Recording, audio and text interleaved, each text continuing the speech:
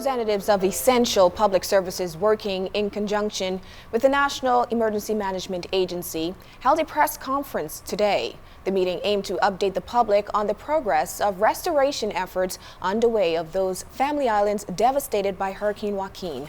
Carla reports on the briefing held at NEMA's headquarters this morning. Communications, specifically telephone services lost as a result of Hurricane Joaquin, is gradually being restored. Property manager at the Bahamas Telecommunications Company, Mr. Jacques, says BTC teams are working aggressively to restore those cell sites, which were hit as a result of the storm. Basically, a week ago, we had a failure of approximately 59 cell sites that's negatively impacting 59 communities within the central and southern Bahamas.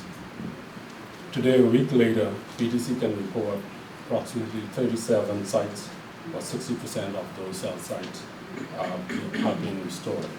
Floodwaters have not receded as fast as authorities would like. In an effort to prevent waterborne diseases and mosquito breeding, Assistant Director of Environmental Health Services, Mr. Andrew Thompson, says his teams are carrying out fogging exercises. He's advising residents how to dispose of their waste in the interim until normalcy is restored. We would have to do some separation of kitchen waste, the meats that have been destroyed. And the initial thing is burial, burning temporarily, and then with the plan of taking it to the identified sites. This is the same thing we're doing in terms of collection of dead animals. Initially, temporary burning, and the plan is to burial with some lime to force decomposition. Meanwhile, Deputy General Manager at the Water and Sewerage Corporation, Mr. Robert Deal, says his crews are working feverishly on each island to restore potable water. And our teams are actively and thoroughly reviewing our distribution system to ensure that if there are any visible leaks, those leaks are being rapidly addressed, and that all customers are getting water supply. It's the correct water supply, proper pressure, quality, etc. Social services representatives are also on the ground in those affected communities.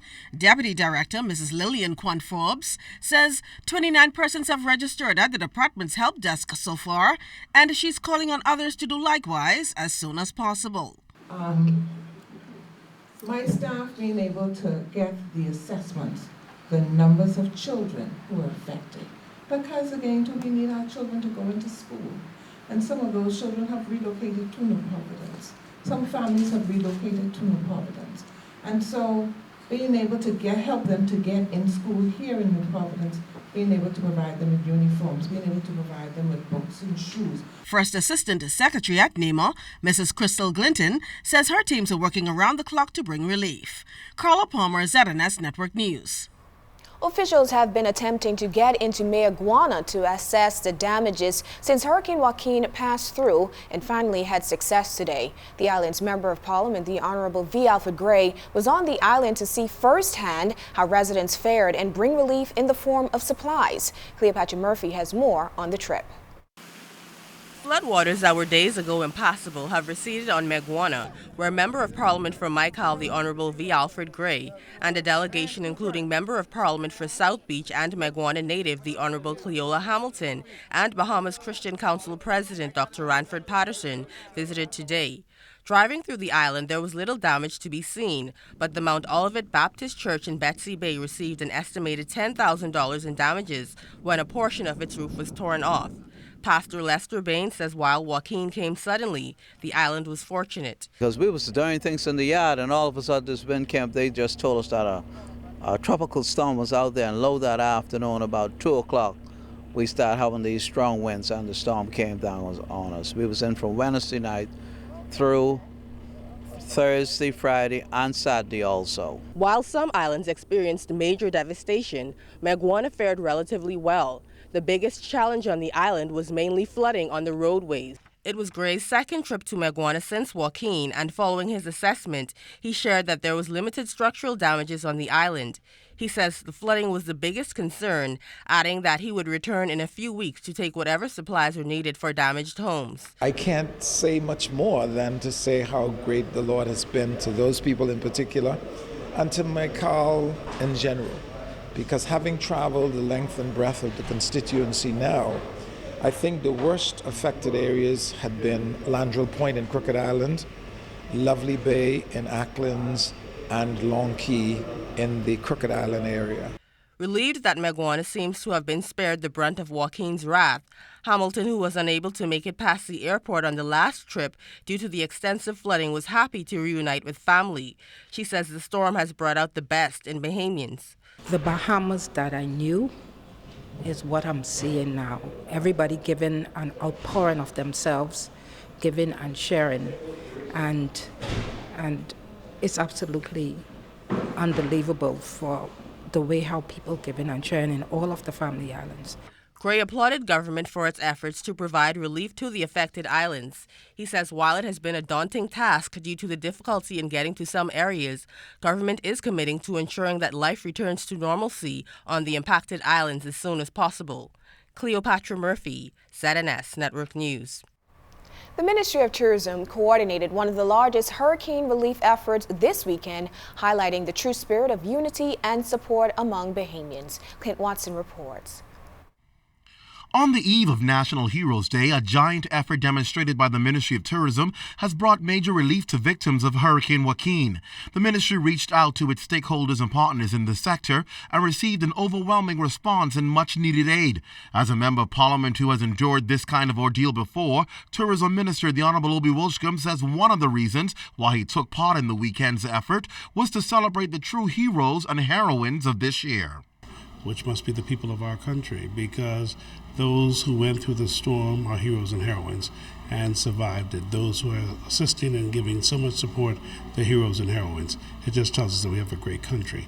Director General of Tourism Joy Jubilew has been working from day one to get those tourists flown out who weathered the storm. Then she and her team switched into recovery mode by coordinating and providing relief through partners like Eastern Airlines, the Panthers hockey team out of Florida, Resorts World in Bimini, among many others. Together with the Bahamas Hotel Tourism Association, they were able to collect an overwhelming amount of supplies. We received generators, cooking stoves that could be used with butane, tarpaulin, food items, medical supplies. So, I'm going to forget everything, but it was amazing the quantity of things. So Eastern Airlines then went directly to Exuma with that first load, some 16,000 pounds. They then returned to Nassau and picked up another 16,000 pounds, and we went down there, we offloaded, we'd set up a command center, our team down there, Geneva Cooper's Minister mentioned, Suzanne Petouche, I must call them by names because worked around the clock to make this happen. So in 2 days, 25 flights, taking probably about 30,000 pounds of goods, have gone to every single affected family island. So, it's a good feeling. It was a team effort. Everybody played their part. Along with pilots who volunteered for the mission were Cabinet Ministers the Honourable Hope Strawn, the Honourable Melly Griffin, and the Honourable Glenys Hanna-Martin. I particularly was tasked with the job of dealing with South Long Island, and I could tell you the devastation, of course, we have heard, and I was able to see firsthand, we were able to see firsthand, very, very great, but we were able again to see the indomitable spirit of our people rise up. What I found very interesting about Rumkey, there was such a strong sense of cooperative or collaboration amongst those in the community, where the people with leadership stepped forward, they're all from the area, and where they networked and together created a sort of structured approach to how supplies would be delivered, etc. And while we were there, we brought a lot of stuff to Rumkey, but we sort of stumbled upon a team out of Spanish Wells Eleuthera. It was the most incredible thing I have seen. It was these fishermen, maybe 5 or 6 of them from Spanish Wells, and they brought tons and tons and tons and tons and tons of goods, everything you can imagine. Prime Minister the Honourable Perry Christie greeted his cabinet colleagues and tourism officials who returned from the valiant effort. He believes there's a lesson to be learned from this mission and the wider recovery effort. We have to continue to work at focusing on what binds us together as a country as opposed to what divides us, because there must be occasions outside of disasters where we can actually focus on making ourselves stronger. Clint Watson, ZNS Network News. The crew of the Royal Bahamas Defense Forces HMBS Durant Knowles have been in Clarencetown, Long Island, assisting with relief efforts. An engineering team repaired the community center's generator, while other teams investigated the environmental impact of a beached vessel near the community. After a complete assessment, it was revealed that there was no threat.